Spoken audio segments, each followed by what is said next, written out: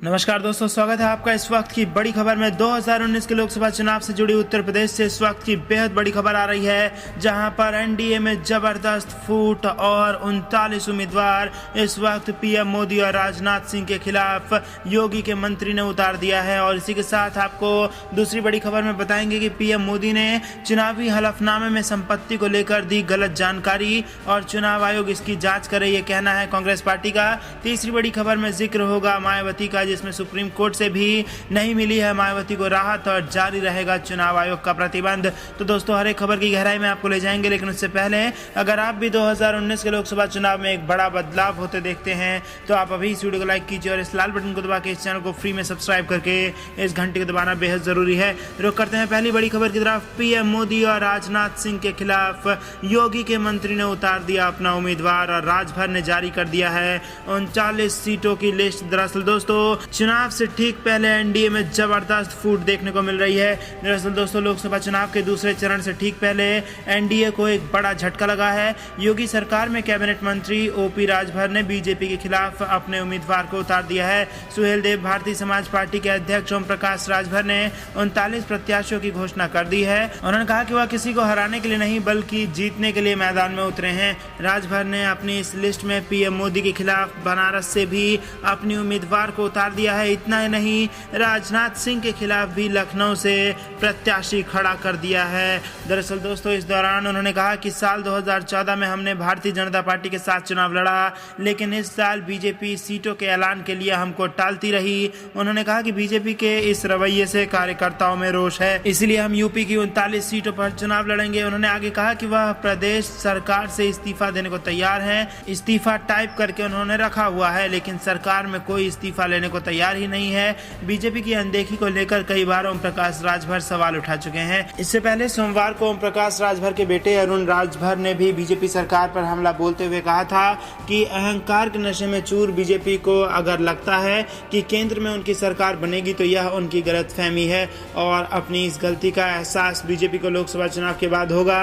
उन्होंने दावा किया था कि हमारा जनाधार और लोकप्रियता निषाद पार्टी की तुलना में कहीं ज्यादा है। यह पिछले चुनाव में दोनों दलों को मिले मतों की संख्या से भी जाहिर होता है। बता दें कि साल 2017 में हुए विधानसभा चुनाव में सुहेल देव भारतीय समाज पार्टी ने 8 में से 4 सीटों पर जीत हासिल की थी। तो दोस्तों, बेहद बड़ी खबर इस वक्त उत्तर प्रदेश से निकल के आ रही है, जहां पर एनडीए में फूट पड़ती नजर आ रही है। और यहां पर आपको बता दें, बीजेपी को बड़ा झटका लगा है और पीएम मोदी और राजनाथ सिंह के खिलाफ अपना उम्मीदवार उतार दिया है ओम प्रकाश राजभर की पार्टी ने। रुक करते हैं अगली बड़ी खबर की तरफ। पीएम मोदी ने चुनावी हलफनामे में संपत्ति को लेकर दी गलत जानकारी और चुनाव आयोग करे इस पर कार्यवाही, ये कहना है कांग्रेस पार्टी का। दरअसल दोस्तों, आपको बता दें कि कांग्रेस पार्टी ने पीएम नरेंद्र मोदी पर अपने चुनावी हलफनामे में संपत्ति को लेकर गलत जानकारी देने का आरोप लगाया है। यह संपत्ति गुजरात के गांधीनगर से जुड़ी है। कांग्रेस ने कहा कि गांधीनगर के एक प्लॉट को लेकर पीएम मोदी ने अपने चुनावी हलफनामे में गलत सूचना दी है। पार्टी ने इस मामले में चुनाव आयोग से कार्रवाई करने की मांग की है।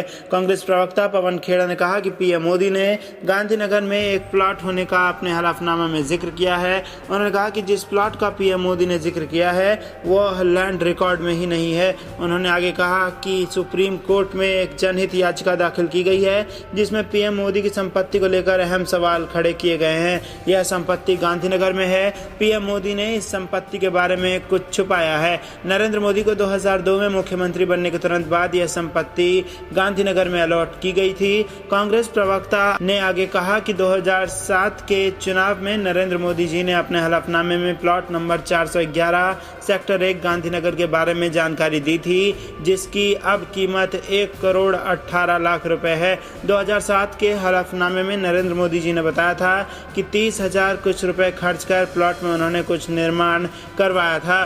कांग्रेस नेता ने कहा कि 2012 के विधानसभा चुनाव में मोदी जी ने अपने हलफनामे में 411 का जिक्र नहीं किया। 411 नंबर प्लॉट उनके हलफनामे से गायब हो गया है। उन्होंने इस बारे में कोई जानकारी नहीं दी कि आखिर उन्होंने 411 नंबर प्लॉट का क्या किया, जबकि कुछ भी करने से पहले नियमों के मुताबिक सूचना देनी होती है। 2012 के चुनावी हलफनामे में मोदी जी ने 411 नंबर प्लॉट की जगह 401A का जिक्र किया था। उन्होंने अपने हलफनामे में बताया था कि 401A के 1/4 वो हिस्सेदार हैं कांग्रेस प्रवक्ता ने कहा कि 2014 के लोकसभा चुनाव में मोदी जी ने अपने हलफनामे में भी प्लॉट नंबर 411 का जिक्र नहीं किया।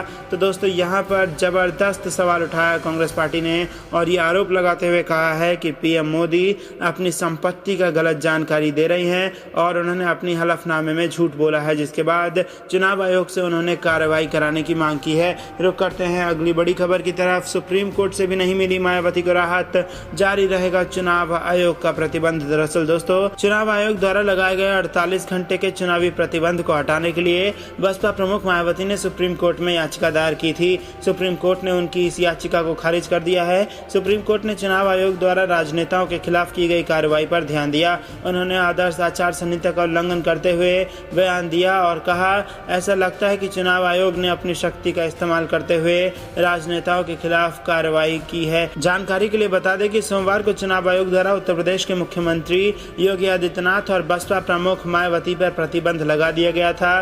दरअसल योगी आदित्यनाथ के साथ ही बहुजन समाज पार्टी के मुखिया मायावती पर भी धर्म के आधार पर वोट मांगने पर यह कार्रवाई सुप्रीम कोर्ट के निर्देश पर निर्वाचन आयोग ने की है। चुनाव आयोग का ये प्रतिबंध 16 अप्रैल से शुरू हो गया है।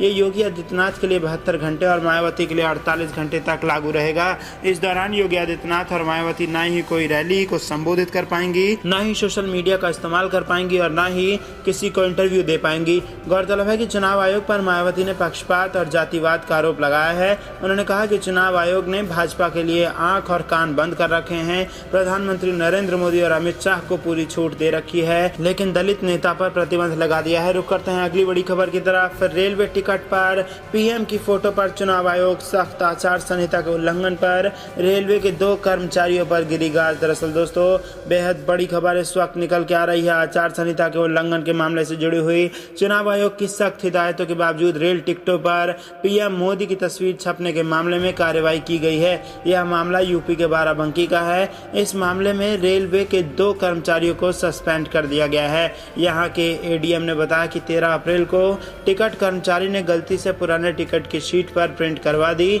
और टिकट दे दी। इस मामले में कार्रवाई की गई है। आयोग ने इस तस्वीर को लेकर रेलवे विभाग को नोटिस जारी किया था। आपको बता दें कि चुनाव आयोग ने पूरे मामले पर जिला प्रशासन से रिपोर्ट तलब की थी, जिसके बाद डीएम ने एडीएम संदीप कुमार गुप्ता को इस मामले की जांच सौंपी। एडीएम की जांच में इन दोनों कर्मचारियों की आचार संहिता के उल्लंघन मामले में दोषी पाया गया, जिसके बाद चुनाव आयोग के निर्देश पर रेलवे ने यह कार्रवाई की है।